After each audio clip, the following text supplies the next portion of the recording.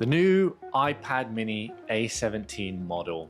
I saw this advertised and I've been waiting to pick up an iPad Mini because I've had in my mind this dream of being able to go traveling with just a phone, maybe my Osmo Pocket 3, a drone, and a tiny little iPad to create content on without having to worry about a heavy laptop or any big gear. I wanted this to be my minimalist setup. So when they launched the new version, I thought, why not get it and give it a try?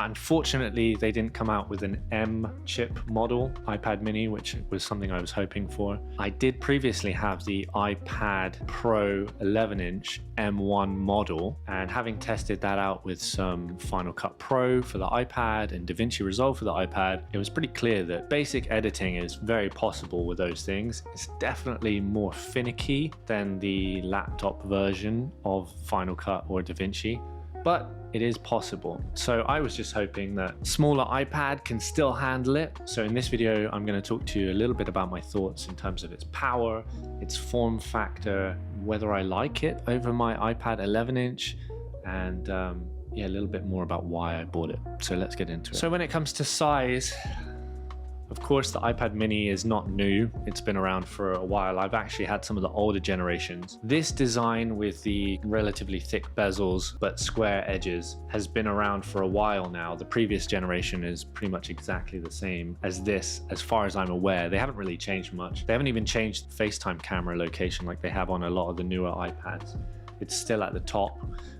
Which actually is fine because it makes sense based on the form factor. Like I mentioned, I had the 11-inch iPad Pro prior to this, and I really liked it, but I ended up finding that the size of it was big enough that it was heavy enough not to bring along with my MacBook Pro. So I ended up leaving it most of the time at home and using it mostly for a content consumption device, which honestly, I believe most people are using these for anyway. I think people go into it and they're marketed as pro products that you can use for actual productivity. But in reality, most people are not using them for professional uses. They do have features that do allow you to do professional work on them, but it's often just more practical and easier just to use a laptop. So that's kind of why I decided to get this Mini. I was like, I'm not using this iPad Pro for pro stuff. It's heavy enough not to bring with my laptop. So let's try the iPad Mini. So if I go on a trip or I go on the train somewhere and I don't want to bring my big laptop,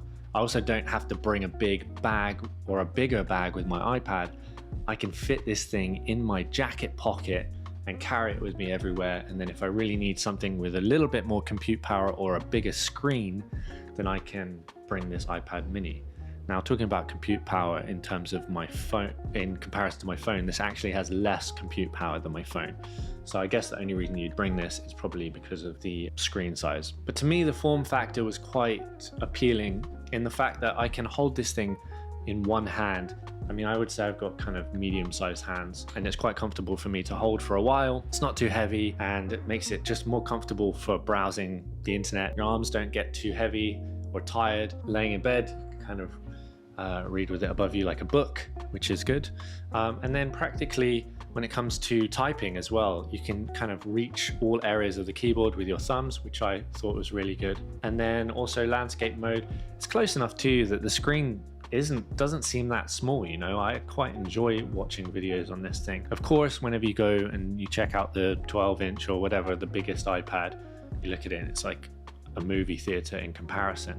But I guess it's all relative, right? You're probably going to be watching a movie on a TV anyway. So for me, this iPad was kind of the best of all worlds. Like I said, form factor hasn't changed much. The thing that has changed though is this iPad Mini doesn't support the Apple Pencil 2, and unfortunately my previous iPad had the Apple Pencil 2, which means that if I want to use the Apple Pencil on this iPad, I have to get the Apple Pencil Pro or the cheaper Apple Pencil with USB-C charging, which is a bit of a pain really, because there was nothing wrong with my Apple Pencil 2. I like the fact that the new Apple Pencil Pro has like extra pinch and haptic feedback and stuff like that, but honestly, I don't really need it. And with this iPad Mini, I kind of don't have many reasons to use the Apple Pencil. I mean, I think sometimes I would like to use it as a notebook or to edit photos on, but I'll get a little bit more into that later because this isn't actually the best device to edit photos on. So the model I purchased was the 256 gigabyte Wi-Fi model. I didn't really have a need for the cellular version, and the 512 gigabyte I think honestly is probably the most ideal version of this, but for me that extra cost wasn't really worth it.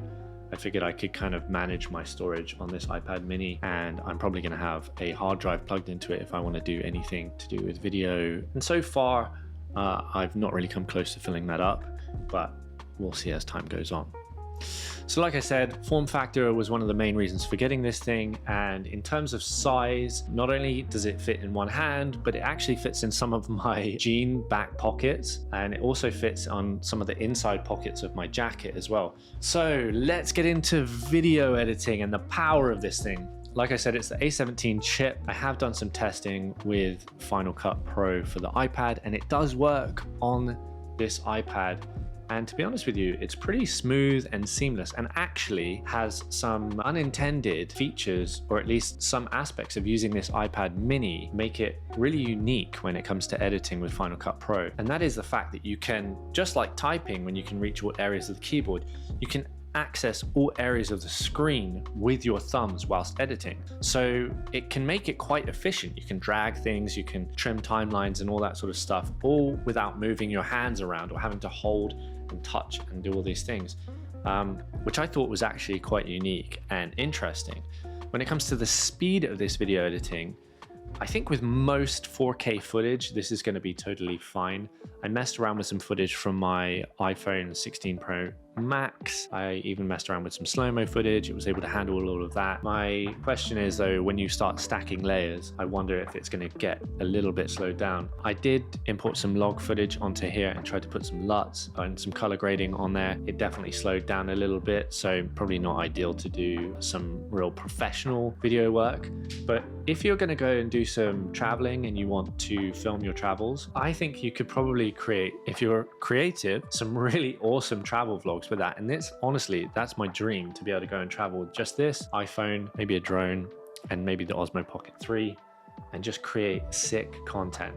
I think that would be so cool, such a minimalist setup. And I think I'm gonna try that and make a video about that, so stay tuned. I mentioned earlier about photo editing, and one of the things I really loved about my 11-inch iPad M1 was the fact that I could use the Apple Pencil 2 to scribble on the image in Lightroom Mobile and other editing apps, and kind of darken some areas, brighten some others, and kind of have a much more tactile, I guess you could say, way of editing photos. Now, you can still do the same thing with this iPad mini, and I haven't tried it with the pencil, but just through looking at the apps and the interfaces of the apps and how much room they take up for all of the sliders and controls, your actual image that you're editing ends up being really, really small, almost smaller than the size of it would be on a phone. So I don't think it's the most ideal thing to edit photos with. However, to view photos and show photos to other people, I think this is probably a really great device. I actually bought it with client stuff in mind as well. I thought this would be ideal to show clients video content and different marketing content for them, different projects that I might create or pitch to them as well. It's the perfect size to be able to do that as well. But photo editing, I don't think that's going to be ideal on this iPad. So looking at the battery life and the charging, I believe this is, I actually don't know what speed the USB is on the bottom of this iPad mini. It's definitely not as fast as the iPad Pros, and it's not as slow as the previous iPad mini when it comes to file transfer. But when it comes to battery life and charging, USB-C charges pretty fast, and the battery life lasts quite long. I'm at a co-working space down here, and sometimes I'll just take the iPad, go for a walk, take the iPad, and I'll do some stuff in the Freeform app I'll make notes, do scripting for videos and various different things. And I've been out and about all day on a full charge of this and not really had any issues. I'm sure if you're editing though on it, it's going to go pretty quickly. So like I mentioned earlier, form factor on here, it's kind of the same as the previous generation. It hasn't changed for, I don't know, like 4 or 5 years. I'm pretty happy with it.